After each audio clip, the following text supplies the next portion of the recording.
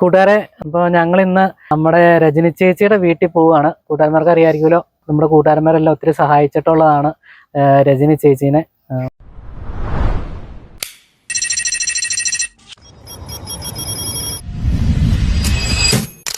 ചേച്ചി കഴിഞ്ഞ ദിവസം ഞങ്ങൾക്കൊരു വീഡിയോ വോയിസ് ക്ലിപ്പ് അയച്ചിട്ടുണ്ടായിരുന്നു, ഞങ്ങളെ ഒന്ന് കാണണമെന്ന് പറഞ്ഞ്.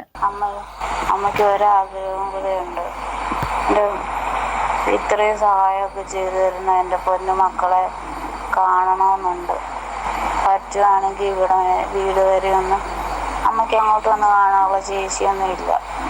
ഇങ്ങോട്ടൊന്ന് വന്ന് കാണാനായിട്ട് എപ്പോഴെങ്കിലും സമയം വെക്കുമ്പോൾ നോക്കണേ. അപ്പൊ എന്താണേലും വയ്യാണ്ടൊക്കെ ഇരിക്കല്ലേ, ഇന്നിപ്പോ ഞങ്ങൾക്കൊന്ന് അവധിയുള്ള ദിവസം കിടന്ന് പോയി കണ്ടേക്കാന്ന് വിചാരിച്ചിട്ടോ. കോട്ടയത്തു നിന്ന് ചങ്ങനാശ്ശേരിക്ക് പോണ റൂട്ടിലാണ് ചേച്ചിയുടെ വീടുള്ളത്. അപ്പോൾ ഞങ്ങൾ കാണിക്കാൻ ചേച്ചി നിന്ന്.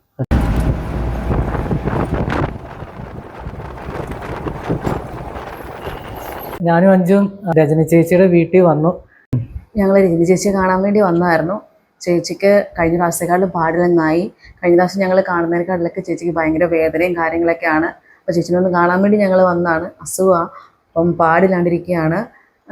ചേച്ചിക്ക് നല്ല വേദന. ഞങ്ങൾ വന്നപ്പോൾ ചേച്ചിയുടെ കാര്യങ്ങൾ കേട്ടു. ശരിക്കും പറഞ്ഞാൽ അസുഖം വന്നു കഴിഞ്ഞാൽ നമ്മൾ ആർക്കാണെങ്കിലും ഇപ്പോൾ വേണമെങ്കിലും വരാവുന്ന അസുഖങ്ങളൊക്കെയാണ് നമുക്ക്.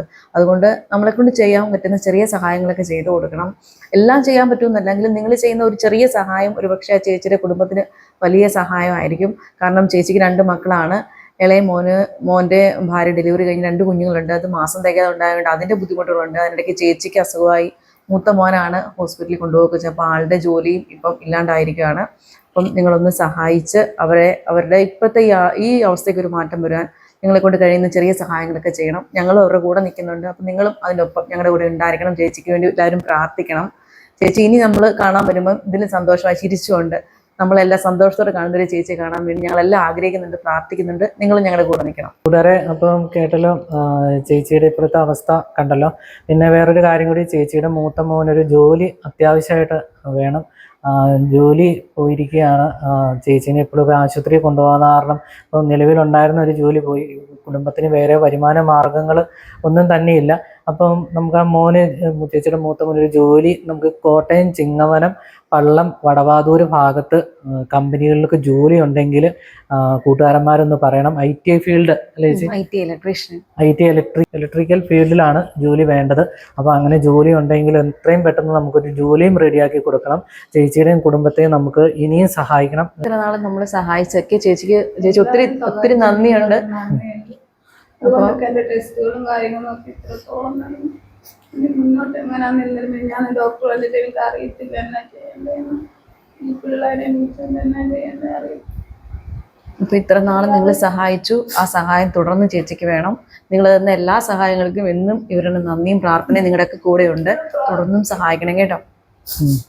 ചേച്ചി, ഇപ്പം ഞങ്ങളിപ്പോൾ വന്നത് ചേച്ചി ജസ്റ്റ് ഞങ്ങളിന്ന് കാണാൻ വേണ്ടി വിളിച്ചതാണ്.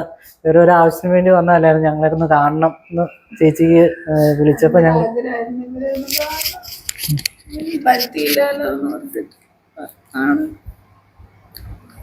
ഒത്തിരി ഒന്നും പോകുമെന്ന് തോന്നുന്നില്ല. ഡോക്ടർ അങ്ങനൊക്കെ തന്നെ പറയാം. കേൾക്കുമ്പോൾ പേടി. ആദ്യം വേദന ഒഴിഞ്ഞിട്ട് ഒരു ദിവസം പോലും ഇല്ല.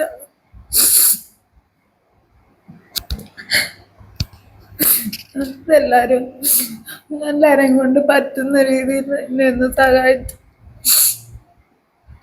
എൻ്റെ അസുഖം ഒന്ന് മാറി എൻ്റെ കുഞ്ഞുങ്ങൾക്ക് ഒരാത്രേ.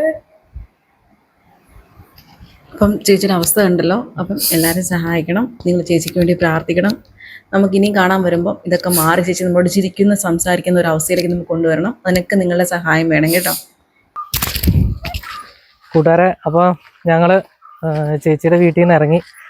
ചേച്ചിയുടെ അവസ്ഥ കണ്ടല്ലോ. മുടിയൊക്കെ പോയിട്ടോ. അസുഖത്തിൻ്റെ ഇതാണ്. ആള് ഭയങ്കര സങ്കടത്തിലായിട്ടോ. മുടിയൊക്കെ പോയതിൻ്റെ വിഷമത്തിലേക്ക് ഇരിക്കുന്നു. പിന്നെ പൈസ ഇല്ലാത്തൊരു ബുദ്ധിമുട്ടൊക്കെ ഉണ്ട്. അപ്പം എല്ലാവരും സഹായിക്കുക കേട്ടോ. നമ്മളെ കൊണ്ട് ചെയ്യാൻ പറ്റുന്ന ചെറിയ ചെറിയ സഹായങ്ങളും അവർക്കത് വലിയ ആശ്വാസമായിരിക്കും.